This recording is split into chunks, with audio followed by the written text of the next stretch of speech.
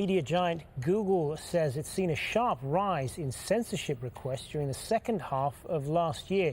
It received more than 1,000 from governments around the world. The globe's largest web search engine said the US submitted 187 requests to remove content from its site.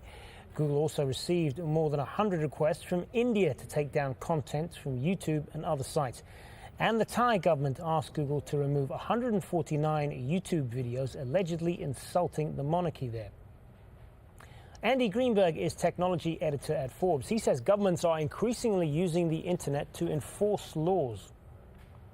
I think that, in fact, what we're seeing is kind of a new chapter in this conflict that's actually been happening with the internet for decades, which is that the internet is fundamentally an anarchic platform, and governments are trying to impose the rule of law on it, whether that's in the U.S., that could be defamation laws.